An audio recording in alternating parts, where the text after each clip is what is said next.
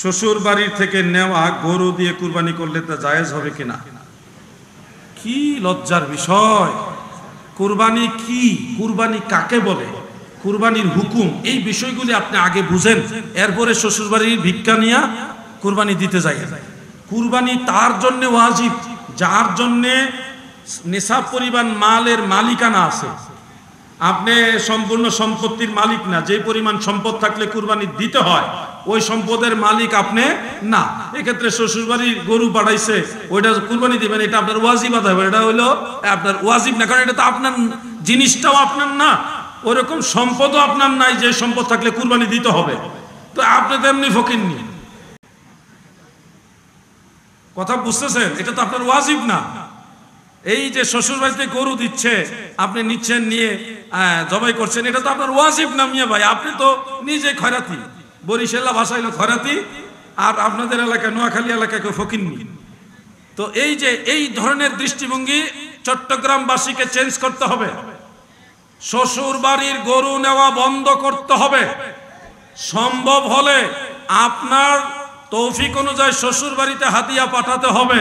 কারণ যেই সুন্দরী রমণী রূপসী আপনার স্ত্রী, সুখেরও সাথী দুঃখেরও সাথী, এই মহিষী নারী যে আপনাকে রান্না করে খাওয়ায়, আপনার কাপড় চোপড় ধুয়ে দেয়, আপনার ময়লা আবর্জনা এগুলি পরিষ্কার করে, থালা বাসন প্লেট চামচ এগুলি পরিষ্কার করে, আপনার বিছানাপত্র গুছায় রাখে, হ্যাঁ, আপনার কাপড় চোপড়গুলি গুছায় রাখে, আপনার উঠান বাড়িঘর সব গুছায় রাখে, মেহমান আসলে অক্লান্ত পরিশ্রম করে রান্না করে খাওয়ায়। আজকে যার ঘরে খাইলাম, ভাইয়ের নাম জানে কি? হাফেজ বদিউল আলম সাহেব, উনি বড় ভাগ্যবান মানুষ। ভাগ্যবান মানুষ কেন বললাম? ওনার স্ত্রী এমন একজন মহিষী নারী, এমন একজন রমণী যে অনেক সুন্দর অনেক পদের রান্না রাঁধতে পারে। আমি খাবার দেখা, খাবার যে খাবো আমার এই মানে কাইটা গেছে, এত খাবার খাই কিভাবে, আর এত সুন্দর রান্না খাইলে খাইতে মন চায়। তো এরকম স্ত্রী পাওয়া এটা নসিবের ব্যাপার, সবার কপালে এটা জুটে না। তো এই যে রূপসী নারী যে আপনার সুখের দিনও আপনার পাশে, আপনি অসুস্থ হলে আপনার সেবা করে।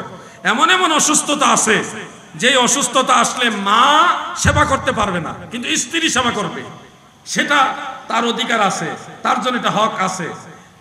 এই একজন নারী এই মেয়েটাকে জন্মের আগের থেকে, গর্ভধারণ থেকে শুরু করে সেই 18 বছর হোক 16 বছর হোক বিয়ের আগ পর্যন্ত খাওয়া দাওয়া, কাপড় চোপড়, লেখাপড়া, তার ইজ্জত সম্ভ্রম রক্ষা করা, তাকে সার্বিকভাবে সুযোগ সুবিধা দেওয়া, এই যে সসম্মানে আপনার স্ত্রীকে এতদিন লালন পালন করছে, এইটারই তো ঋণ শোধ করে আপনি শেষ করতে পারবেন না।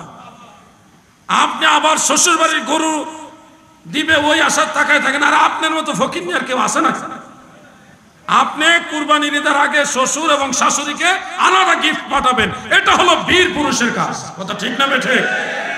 এটা তো জোরে হইল না ঠিক, কারণ ওয়াজটা আপনাদের বিরুদ্ধে যাইতেছে। জোরে বলেন ঠিক কিনা? শ্বশুর বাড়ি থেকে এই জনের জিনিস নেওয়া আর ভিক্ষা নেওয়া এক সমান।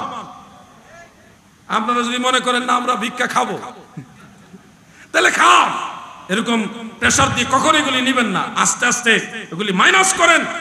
আরে বাবা মুসলমান, তুমি মুসলমান, তুমি পুরুষ, তুমি অকর্মক না, তুমি সকর্মক। আল্লাহ তোমাকে হাত পা দিয়েছে, রুজি রোজগার করার জ্ঞান দিয়েছে, শক্তি দিয়েছে, তুমি কেন শ্বশুর বাড়ির দিকে হাত পাতো? কিছু লোক যৌতুক, মানে এগুলিও এক ধরনের যৌতুক, যৌতুক নেওয়া আর ভিক্ষা নেওয়া এক সমান। এগুলি থেকে ফিরে আসেন, এগুলি থেকে ফিরে আসেন, প্লিজ ফিরে আসেন। এগুলি খুব নিন্দনীয় বিষয়। আল্লাহ আমাদের সবাইকে এই ধরনের কাজ থেকে ফিরে আসার তৌফিক দেন, বলেন আমিন।